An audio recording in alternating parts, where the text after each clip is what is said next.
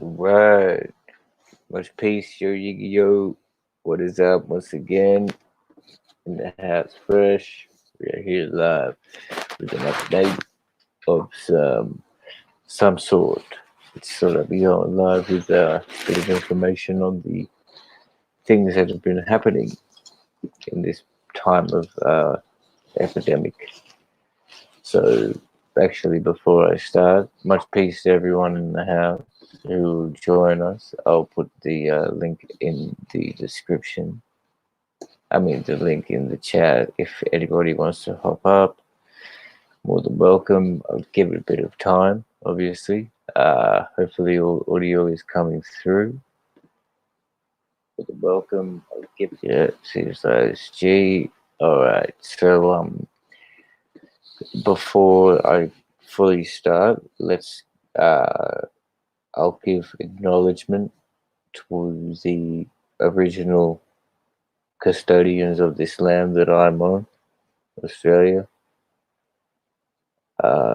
in a sign of respect, and may all also give acknowledgement and uh, continued power and blessings resonating of our ancestry and all of those who are listening.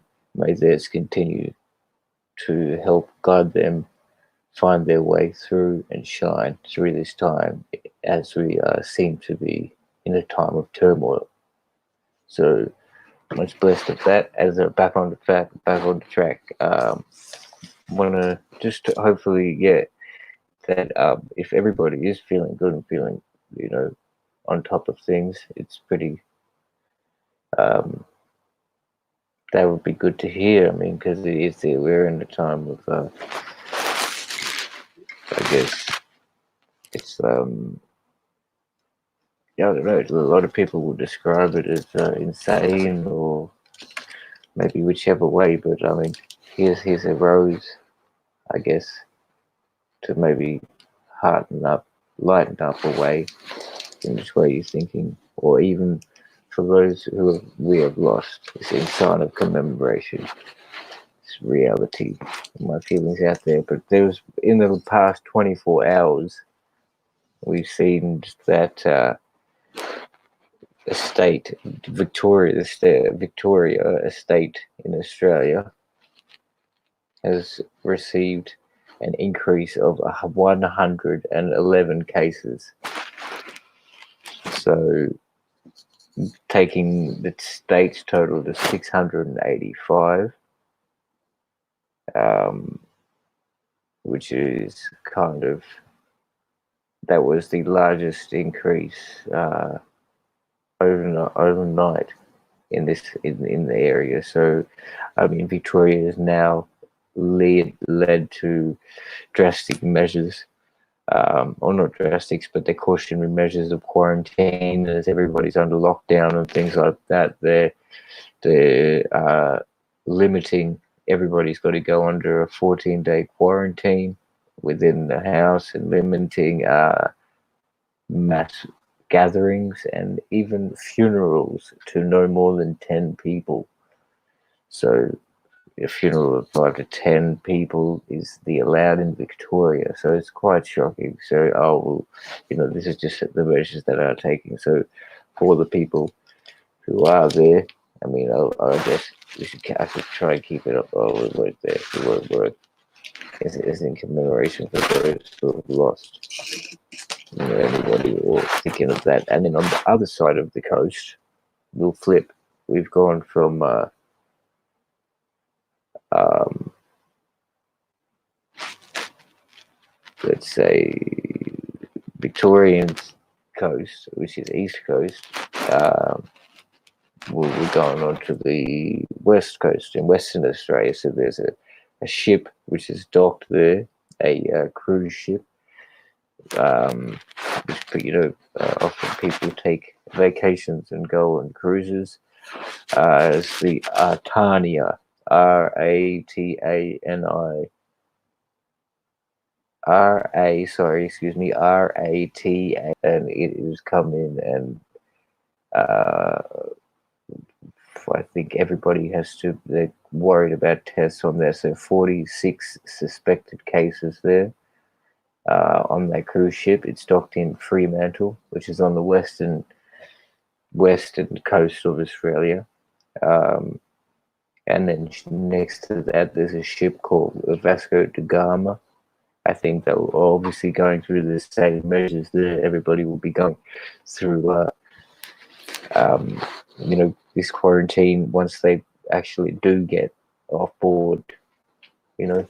Um, so hopefully everything does work out fine for those people, and or even those that are infected, may they get healthy, and once they are able to quarantine or something. But then, just taking it overseas and international, there was I heard that or one policeman in New York had actually passed away. The UK and Europe, there's been a huge rise. It continues, actually, continual rise. The most, it's quite dramatic. Italy going to over now 9,000 plus dead um, from this COVID disease, and it seems that in India, a same situation of just huge. What's the word? Just sort of chaos has everybody going around. I could imagine in such a large state there seems to be starvation, supplies issues going on there. Just with all this COVID, people worried about getting contaminated and things like that. What else? There was and in South Africa, basically, they are supposed to be the largest hit um, largest hit country on the continent of Africa. So that's the people in South Africa. I couldn't exactly say the exact numbers. I'll say peace again to everybody who has joined us. I'll just check in the chat. The link should be in the chat if you want to come up and just join. If have your word heard. If not, it's cool. Just listen in. It's much peace. Hit the like, share. We much appreciated. But I was just giving some quick update on the situation of what's happening in Australia with Corona. So yeah, really, it's not going down too great. If you've just joined in, so like Victoria, and in the past 24 hours, this estate here, we've got 111 new cases in the past 24 hours. So it's led to the state taking some pretty wide measures in their quarantine. And I guess everybody else who is viewing this, you would be on lockdown too, most likely. I do hope not, for those that are fortunate able to get out. Those who are affected, try and make the best of the time that we've got. Keep creative. I've been trying to do that. Get a bit of music. I put a video just before, a little bit about side chaining, the previous video. But yeah, if nobody really wants, I'll continue to keep. People are more than welcome to come up, but in the time being, I might bring up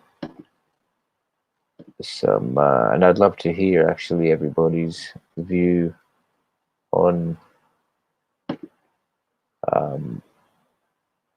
what is happening there with the with them and their people, what's happening around there. So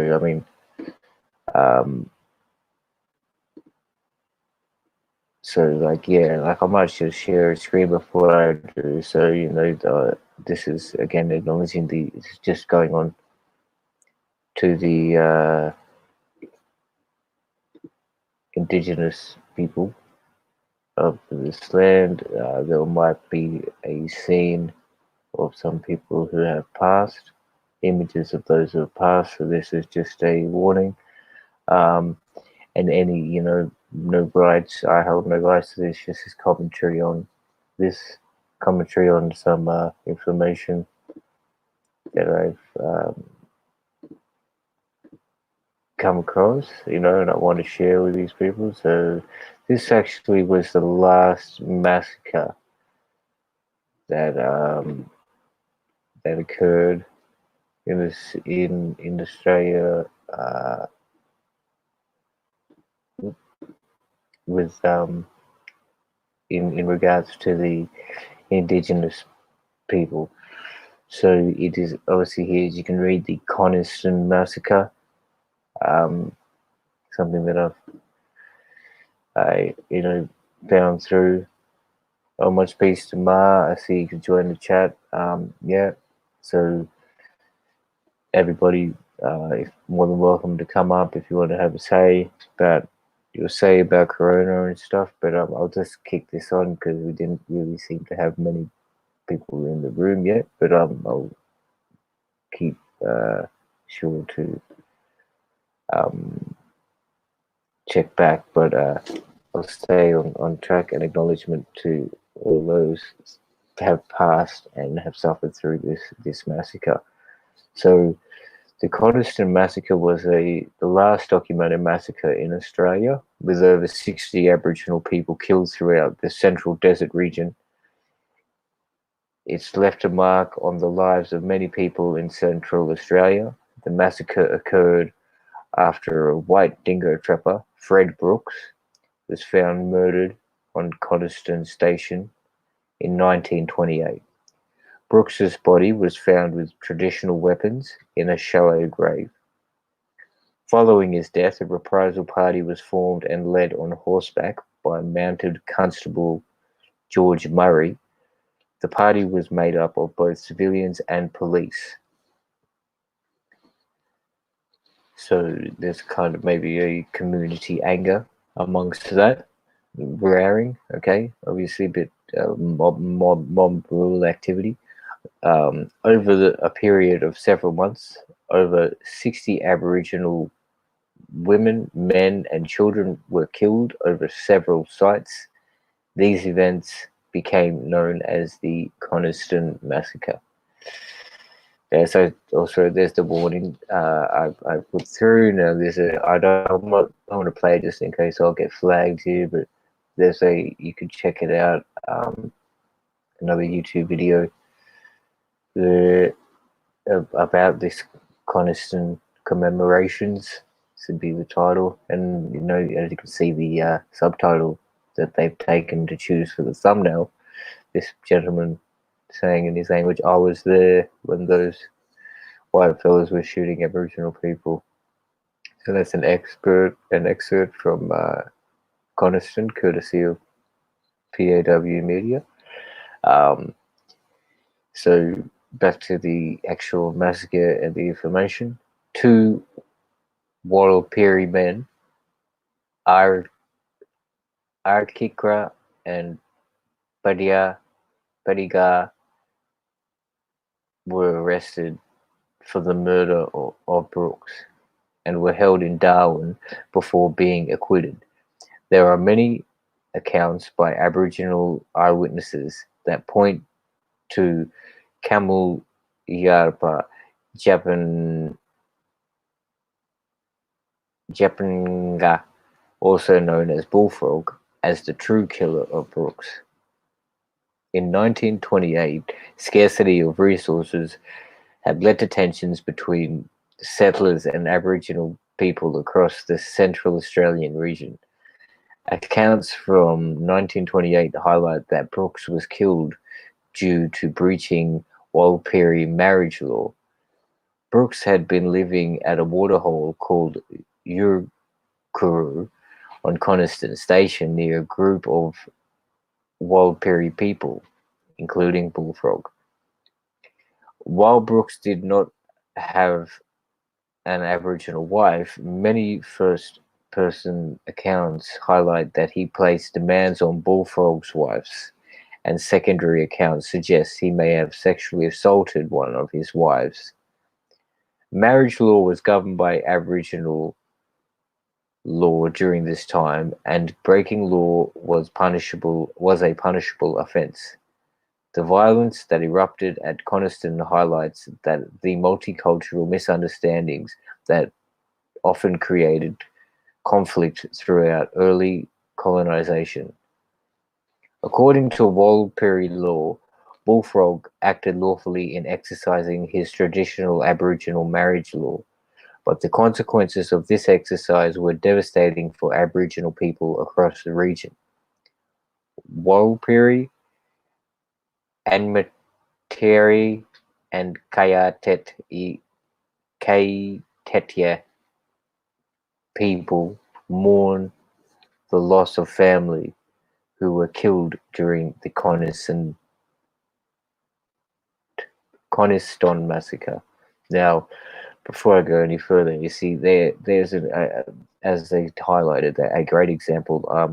Uh, I people say that have a because I do want these streams to be giving out facts which are not so commonly known. So like people may think of the Indigenous Australians as being primitive and savage as they were described by the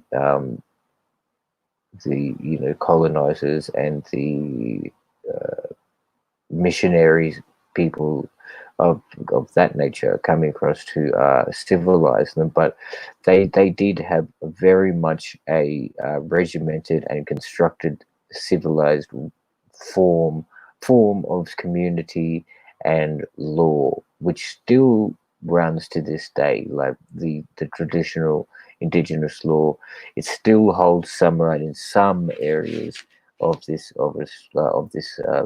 land where the indigenous have their reserved country, and they are able to enact out such things, which is a great thing. But a shame here being that I mean, according to the way that Bullfrog and his community were living for thousands of years, if a man had come across and abused one of his wives or such, not the consequence would be there would be repercussions, and you know that must have been talked about between the community. And as it says there's first person accounts, second person accounts, and uh, basically he may have went through with it, but according to the colonizers' law at the time, it was a devastating crime, which would have caused all the high policemen of the time, and as it stated in this documentary, even the community, the people of the town, like a mob rule, came up and wanted to see him. So wanted to see some closure, or at least basically wanted to see somebody die really for the death of Brooks, or somebody punished for the death of Brooks, should I say, in the nicest way. So I'll continue. Coniston highlights the breakdown in British law during this era. Settlers acted outside the law when the killings took place, rather than allowing Bullfrog to be brought to trial. No one was charged for the killings, and a board of inquiry that was set up to investigate ruled that the reprisal party had acted in self-defense. The memories of Coniston are still fresh for Aboriginal people across the Central Australian region. On Friday, the 24th of August, people from all over the Northern Territory meet at Yurukuru Brooks Soak, 60 kilometers east of Yundumu, to recognize and mourn the loss of loved ones that were killed during 1928. We will remember them always, as they say, also that's of the Anzac tradition here of the Australian New Zealand Army Corps. They say, lest we forget, we shall remember them. Exactly, I think with same should be said in this case here. We will remember them always, these people that have passed. So you'll just come and check. So we've got, since you've just got Ma, I think, if anybody wants to come up, um, it'd be much welcome. But yeah, easy. Continue. I hope you enjoy. Just hit the like and share. It would be appreciated.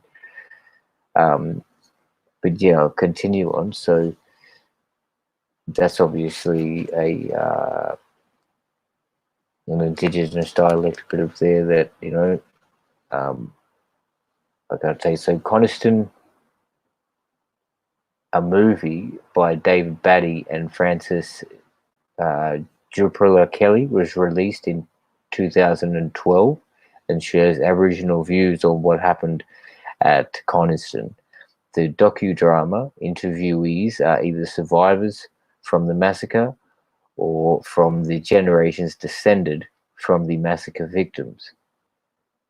So, for more information on the massacres of Aboriginal and Torres Strait Islanders people that accompanied the colonisation of Australia, check out the article here. Well, this is if you go to this site, commonground.org.au. You could obviously go a lot further and review these videos yourself and learn a bit more. So, I mean, so this is obviously that's the trailer for the movie. I don't think I won't bother playing it just in case it'll get flagged, but do check it out. Coniston, it was a massacre. So where was that referencing? So National Archives transcripts of the findings on the Board of Inquiry concerning the killing of natives in Central Australia by police parties and others, and concerning other matters, Commonwealth of Australia, 18th of January 1929. Okay, so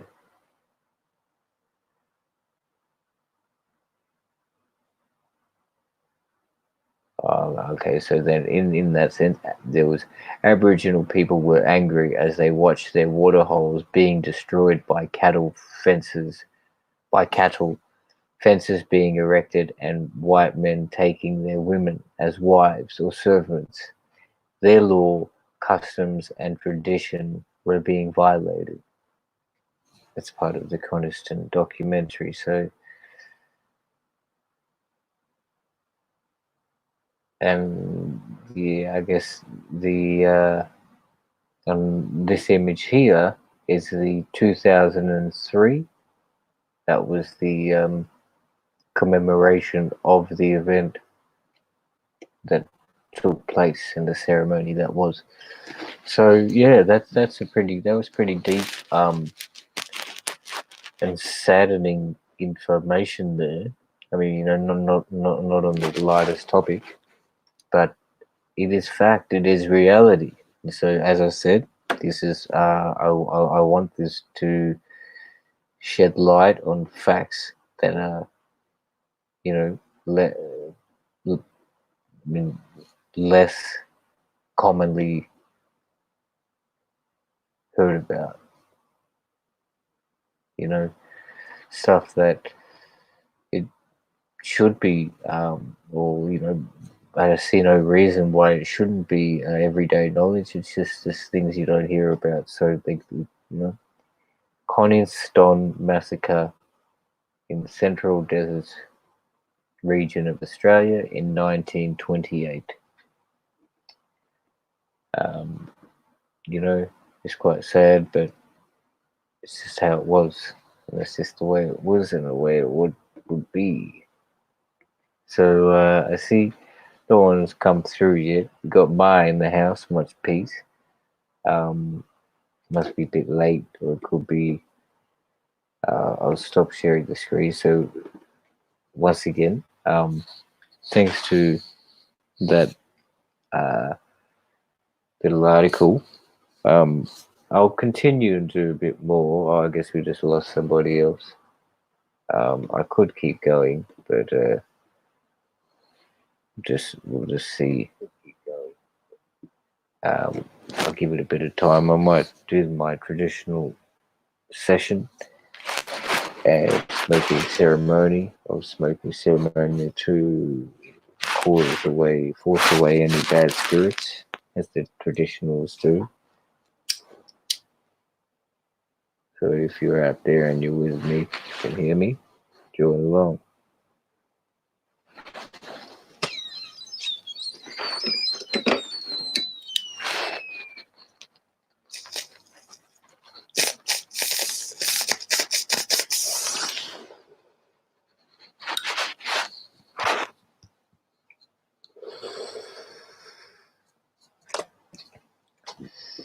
Yeah, so I mean, unless that to the new people, maybe they didn't have it in the chat history.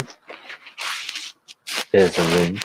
I would like to hear about how things are over on the other side, because as the title of this video or this stream is, the impact is getting larger. Updates.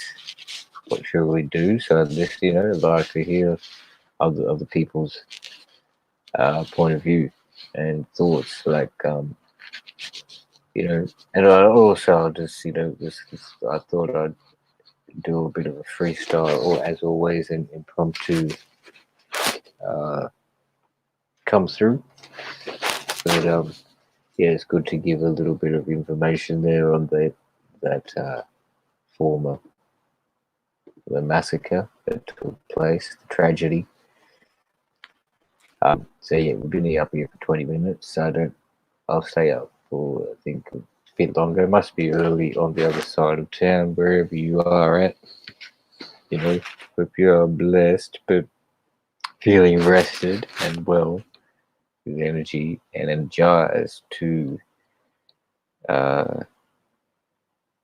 not deceive, but devise new ways for people to construct an unlimited amount of jewelry, which but if they do that, you've got to realize the balance. So with the extremity of joy comes the complete opposite. So the ups and downs, but that's just part of life, and we all know that. So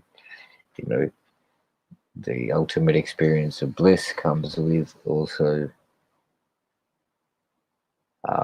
the ultimate sadness or sacrifice. But I think that's a beautiful thing in itself. So yeah, like I'll continue going at it. I hope the beginning came through effectively. I'm not too sure how it went. So 24, it seemed like it may have gone through a little bit late, but hopefully not.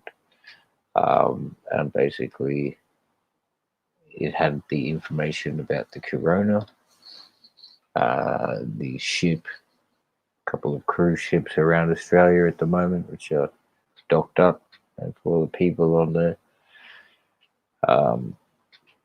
And then eventually about the massacre. So like there's from the I could have a look here and show you some. I mean, I'll do that here. We've got some time.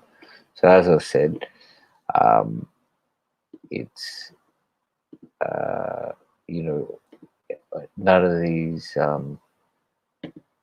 all the visual and written documentation is all rights reserved to those people and to the any indigenous viewers. The images, a warning of the images of people that may have deceased. So This is from the National Museum of Australia. So if you go to nma.gov.au, you'll be able to find this. Um, so basically, it's a little bit of a reading through and a little bit of a study. So, as you see here, how did Aboriginal Australians resist British colonisation? Investigating 4 case studies at the National Museum of Australia.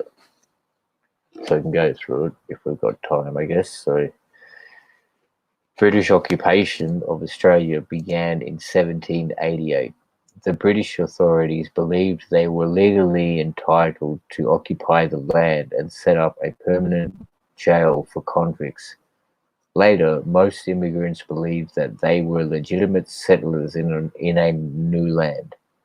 To the Aboriginal people, however, this was their land, where they had once lived under their own. They were now forced to accept the laws of the newcomers. The newcomers had not been invited, and they were generally not welcomed. The lives of Aboriginal and Torres Strait Islander people were profoundly changed by the arrival of British colonists in 1788. Lives were lost and land taken as the colonizers attempted to impose new social, economic, and religious orders. New animals, plants, and diseases were introduced.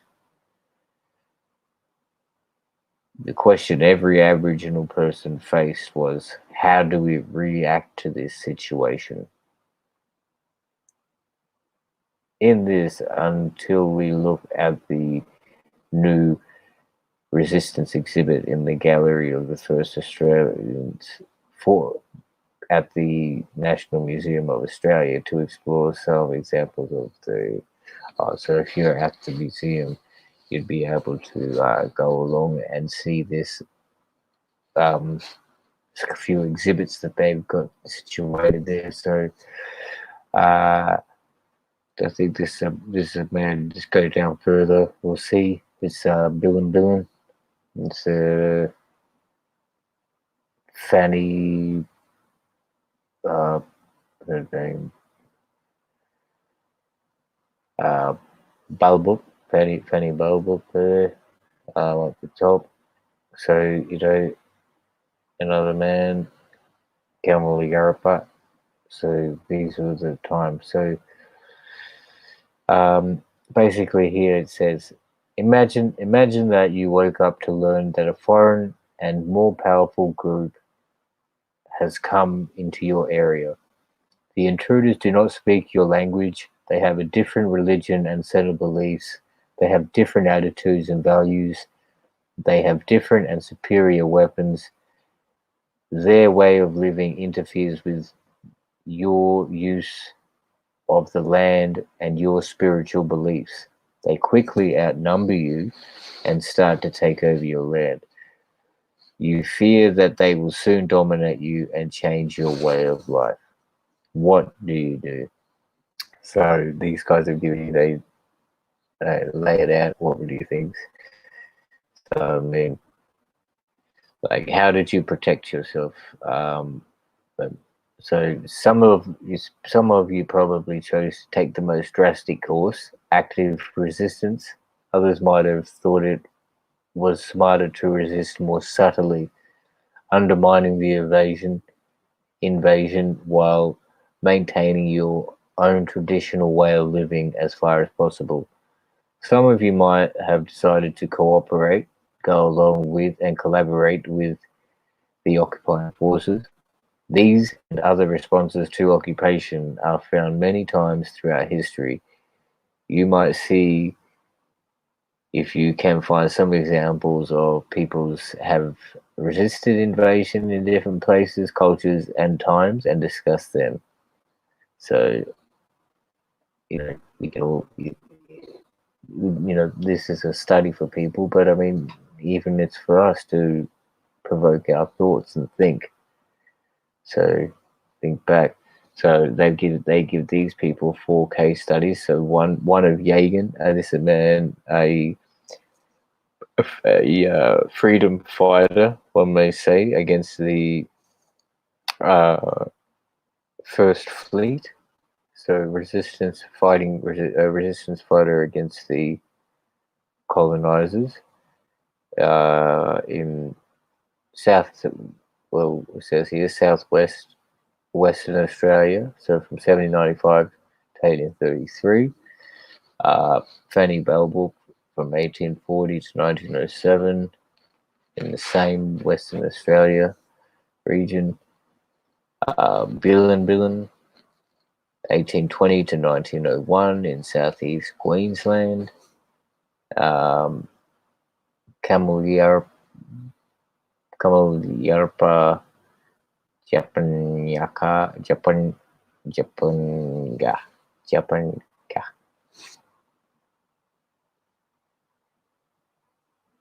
Japananka Kamulyarpa Japananka. So our bullfrog was the one we spoke about at the 1928 Coniston massacre in Central Australia. Oh, okay, so he came with that. Wow. So basically, that's the one that we were speaking of before. So please excuse my pronunciation. So I mean, if there's any, who have we got? We got a few people here. If you wanted to, if you had any um, like suggestions, I'll give you a couple of seconds if you which one you wanted to read, or out of Yagan, Fanny, Billen, or Bullfrog. But I guess since we were talking, I did talk about the Coniston massacre of 1928. It seemed to reasonable to go with Bullfrog or his uh, given name of Kamulyarpa Japananka. Japanenka.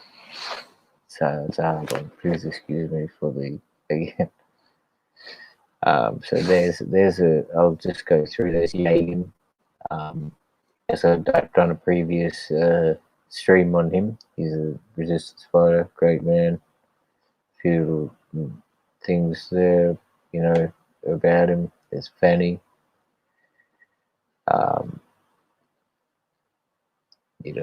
Well, you can see, and this is basically a basket here of the Noongar people of Western Australia, because basically they built a train here. So it says here, settlers occupied and changed the land. Their actions disrupted Indigenous people's lives. In the 1890s, Perth railway station was built on swamp where Fanny Balbook had gathered eggs and caught turtles and crayfish.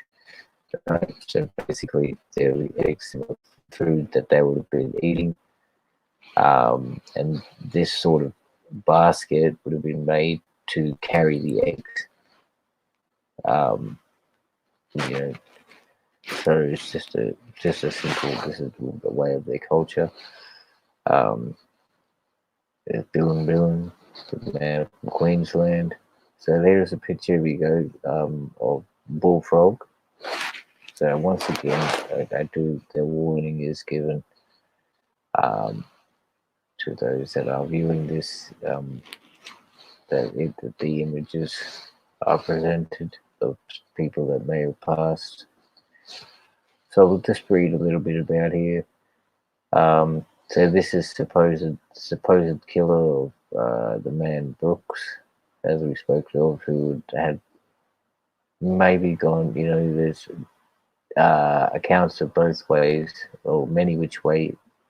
If he was abusing one of Bullfrog's wives, this may have been the case, which led Bullfrog to attack and fatally kill Brooks. But that's nor here nor there. So I haven't really read through this. So his selection of evidence in the New from the National Museum of Australia.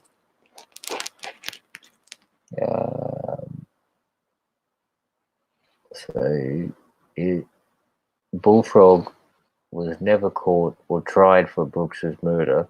3 years later, anthropologists working in the area met him. They photographed him and collected his spear thrower without knowing of his involvement in Brooks's killing.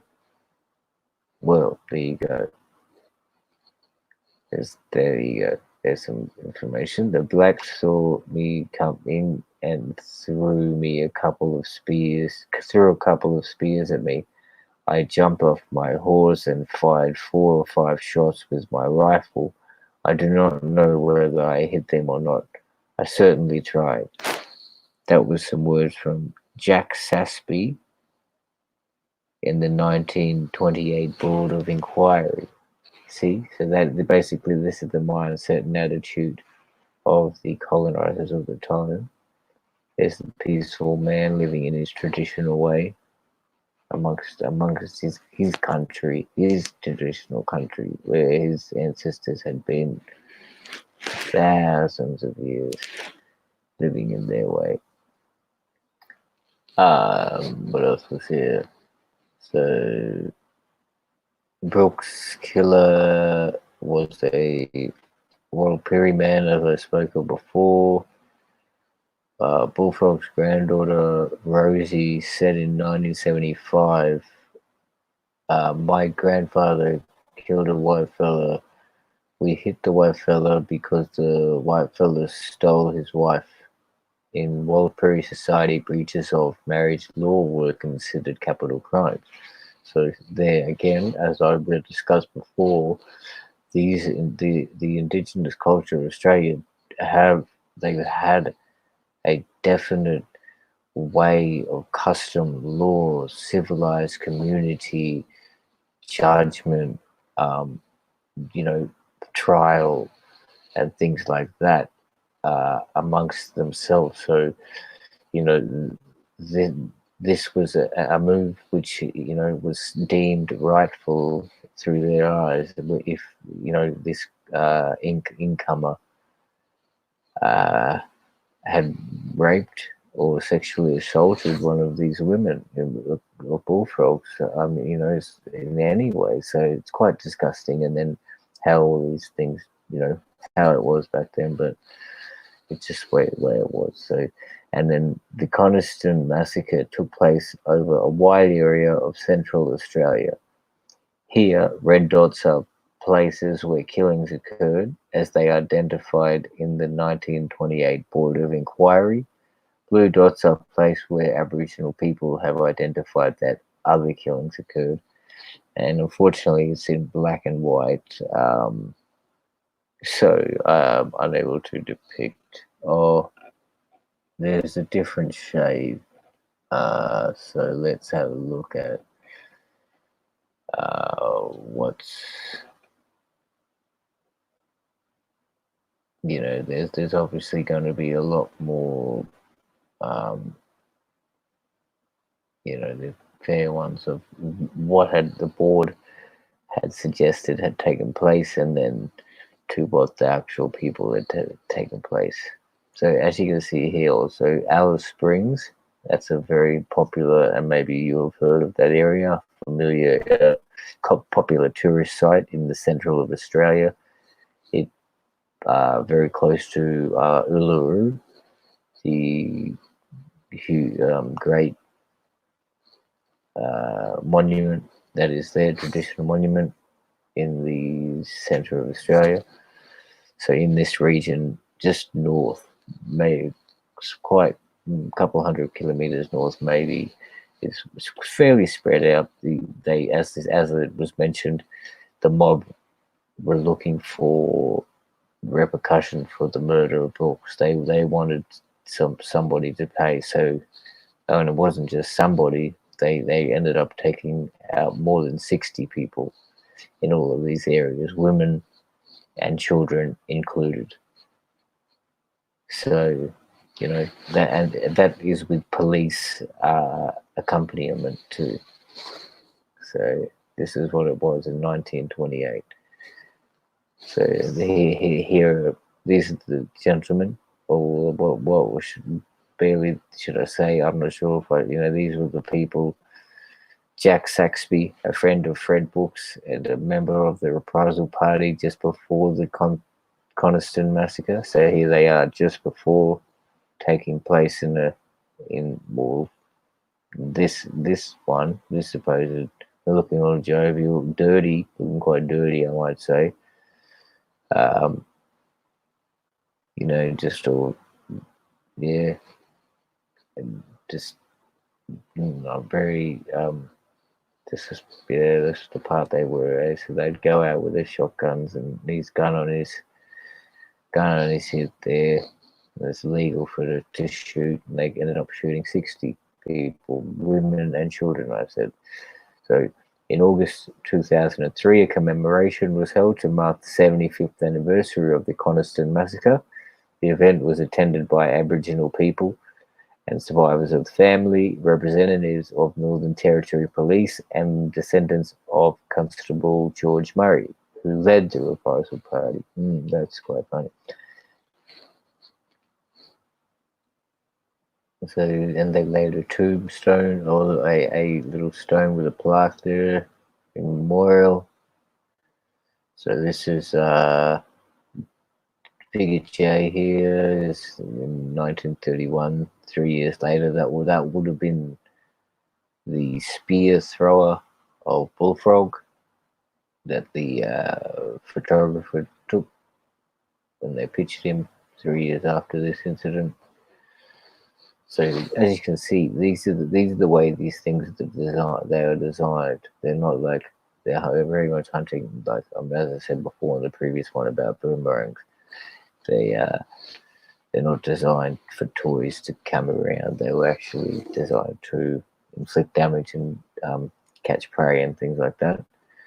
So here's a hooked boomerang, with the K. So basically, this is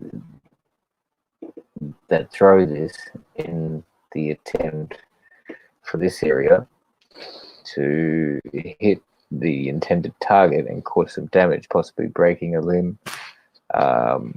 It might well pierce the skin, flesh, and causing the animal to slow down or the person to, have a broken limb there or suffer major damage. So, and it dares handle grip and it can be thrown with quite force. So even, and you don't have to just throw it and let it go. It could, but most of the time, if you're hunting for a kangaroo or something, that's what it is. You're from a distance, and they would have thrown it like that. But in Fiji and things like that, they make similar clubs and hunting clubs, which have a point over here with spikes, and basically that's where your main damage comes from. So this is what they were faced with. Even the indigenous would have had these very traditional spear throwers and boomerangs. Noble men were fighting against rifles such as these. So let's see, a MK 303.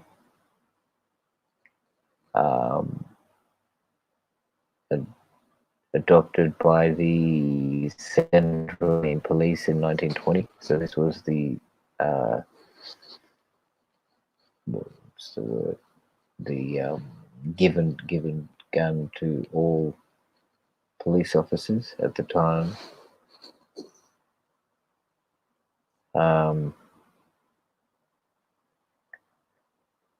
Yeah, so that's like, there's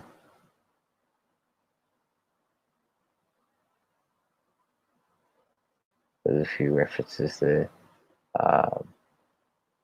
So conclusions. What have you learned about the nature of resistance by Aboriginal Australians to the arrival of Europeans to their area? So I mean, I hope you gathered a little bit of information there and can think about some of, just that gives you, like you may not have heard of this before, I'm hoping, so that it gives you a different insight into what actually, how things were.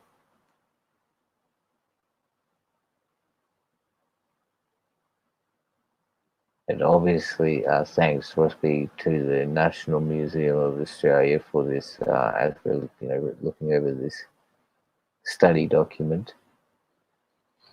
So here, this is what aspects they would ask you to consider. What does the display show? Is the historical context explained clearly?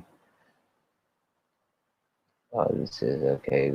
If basically if you can get it. So yes, that's. I mean, I'll continue to go through a few more of those. So at least they connected up. There was the Coniston massacre of 1928, where it ended up 60 people. And again, if anyone new came through, you could check this out on YouTube. There are videos up there. Um, let's see. It seems like people left out. So it's all G. What time have we been on? Been on for about an hour. Yeah, close to. So I'm gonna wrap it up. Um, so yeah, obviously much praise, much power and peace to all that viewed this. Just want to continue growing and keeping constant material coming forth. This was just an impromptu look at something. I thought you'd just kick off because I saw something about the Corona thing. I it's not that I'm focused on it and I'm trying not to, but hey, at this point in time, it'd be quite out of hand not to be focused, because you should be aware of things that was going on. I thought maybe just leave it out of your head, but it's everywhere. There's lots of shutdowns going on, schools and things like that. So, we got to be familiar, and you got to be aware of your local area, because you might go outside and go to do something and be surprised that it's either shut down, or there's maybe police there, or uh, to send you on your way or give you a ticket or so. So, but just as they say, everyone's probably on lockdown. Just uh, staying on stream, keeping creative though. Hopefully, that's another idea. That's why I dropped the previous video, and I'll continue to do more beat ones. So yeah, so basically just keep going strong. But to stop this up, and just respect one another. And as I always say, look inside yourself, find your direction, and follow that path. Be the best you can be, and follow your intuition. That's my main uh, thought matters frame of mind that I try to keep. But I mean, also I have to also acknowledge this time we're in, I guess, of this COVID-19 corona. So all I really can sincerely hope is that anybody who hears this or who watches this stream, in no way are they affected, or any or them or any of their loved ones affected or contract this illness in any way, and that we all remain well. Um, that's all I can really say. And so I look like we had someone new come through, but popped out. Um, so I don't know. Maybe I'll give it to an hour or something. maybe I'm gonna be up here like this, showing my friendly face to get some get some attention to people, get some people to stay, if you know what I mean. But I don't want to. I'm just because I'm really looking forward to just getting like the ideas around streaming, and content creating, which software to use, which programs to buy. Like I haven't got the most up to date kit hardware, but I'm sure I can make do with what's what, and be. I'd love to hear some suggestions of what things to use. So yeah, like um, definitely, I mean, I've got OBS a little bit down pat, so I'll be able to do some tutorials. But on this channel itself, um, which is a community, obviously, there's a lot of people um, here that we've met international, and yeah, that's cool. If it's in the background, you get a bit more resistance, resistance, if they may say. J'aime beaucoup. So, um, yeah, I mean, I'm going to stay on for a little bit longer. Hopefully, the time runs through and, people join us. Obviously, very early in America, West Coast would be like 3 a.m. In New York, you might be hitting about 8:30. People might be getting up. So, I'll kick it on for at least till it hits the hour mark. Hopefully we get some people up. If we do, another blessing. But there was information put through that's solid. So, I mean, if everybody checks it out, it'd be great. Please excuse me for a second as I take a break.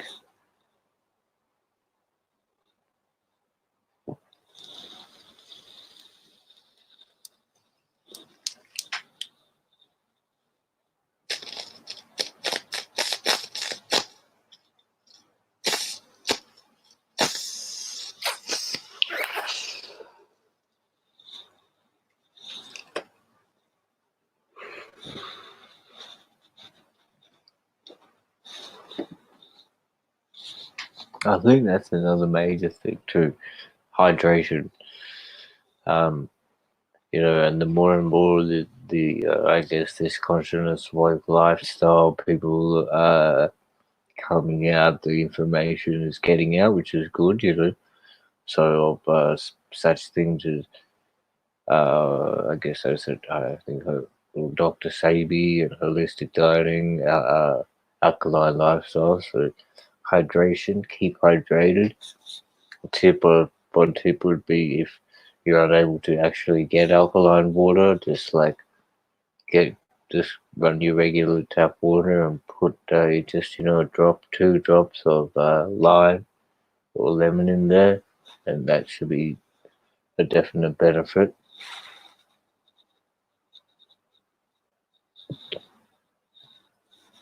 to help.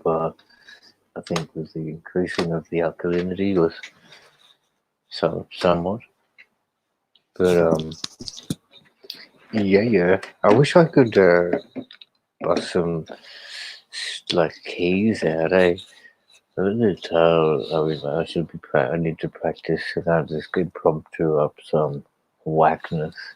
See if that makes sense. See, that's like lines I should write. You need to practice. You can't just impromptu whackness. So I mean, even in saying that, see, so that's what I'm getting at. You need to improve. Don't just keep being the same. Like, and this is I will take my own advice here. So this is something that if you hear a great idea, or if you come across an idea, write it down because you'll forget it later. Or any time where you're at. See, I've nearly forgotten, so it's like um, so like it takes a lot of practice.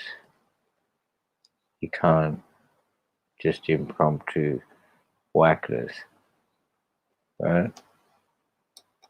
or something in that sense, like, to the form of the art. So, all right. So at least I wrote that down, and it's you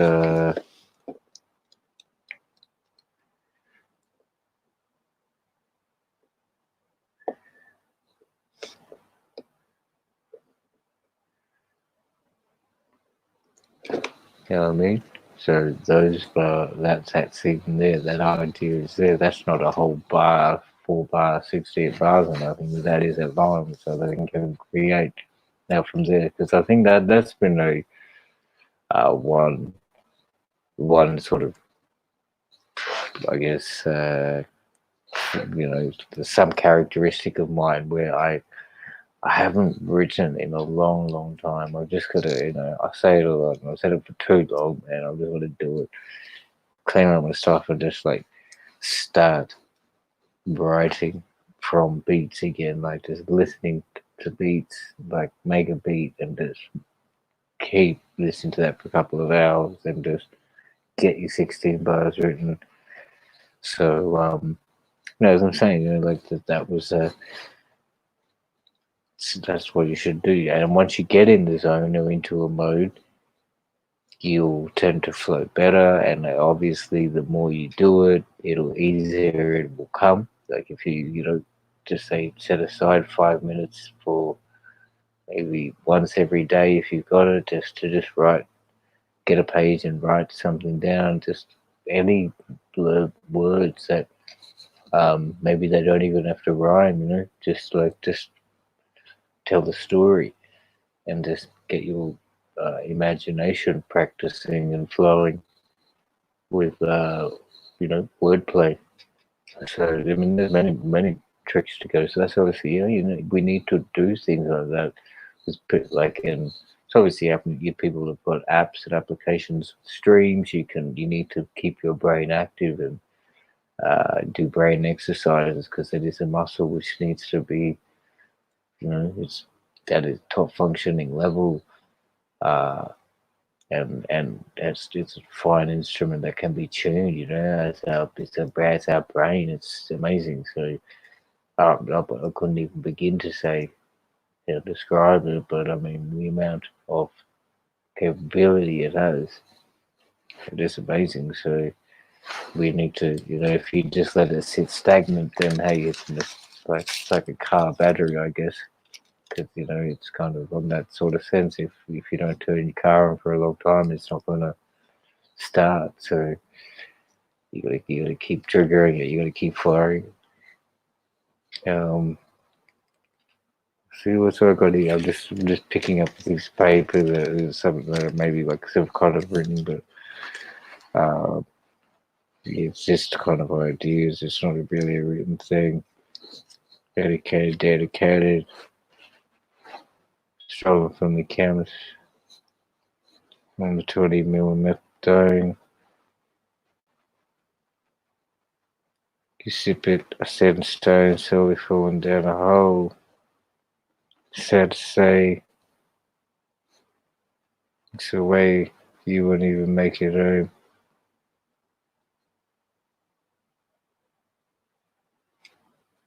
True shit. So, like, I mean, if you say it in there's a bit of, I'm just like, say, dedicated going trips chemist to my dome. Like, if you had a sip of that, you wouldn't even, you'd be requiring medical attention. I got beats, I got rhymes, so what else do I need? About half a pound of green and a cup of chai tea. I got beats, rhymes. What else do I need? About half a pound of green and a cup of chai tea. Cup of chai tea. Or some time for Tai Chi. Check it out. So there's a chorus. I got beats. I got rhymes. So what else do I need? About half a pound of green and a cup of chai tea. Check it, I got beats, got rhymes. So what else do I need? About half a pound of green and a cup of chai tea. Busting on the float. Where'd it go? gotta keep my mind all bro. Just that stuff. We see the camera that is go bro, you got shot 4K with the picture that you see digital, hit a spill, replay, rewind on screen 4K, fast forward. What do you see? 4 times the beats that's delivered the beats point two. So that's easy, man. But you gotta really come with the expression. So I mean, I should come with that and I should show you within the next week. Alright, this should be something that I should put to my viewers, man. Or at least to myself. So like I should get this one done on the track and uploaded to this channel. I got beats, I got rhymes. What else do I need? About half a pound of green and a cup of chai tea or something like that. So you check it out, man. And like, stay medicated, dedicated, strong down to the chemistry 20 millimeter, you sip it. That's instead of say slowly falling down a hole, but instead of say if you had to go, you wouldn't even make it. You know what I mean? So like, that's pretty much be at as it is. So I mean, hopefully there'll be a few streams coming on through later today, which I'm sure there will be, which will be great. And yeah, so it's come to an hour. Don't think anyone's come through, so that's all cool. But if you do come through and watch this, please again, and you come this far, much appreciation, much appreciation. Um, please hit the like, share, and I hope you got something good out of it. And just be peace and be safe in this time. We've got to help each other as well. Think about each other. I think it's a good idea. Be respectful and um, try and do what you can to just like make a better place. I guess. So with that said, much thanks to all, and I'll end it out, and I'll hope to see everybody soon. And again, as we say, whoever who is hearing this, listening to this, uh, I truly, sincerely hope they are not at all in any way them or any of their loved ones affected by any of this COVID-19 virus that is going around at this present time. So with that said, you know how I do. Somebody up in here from Australia trying to grow, keep it blooming. Much peace. All right. Stay cool.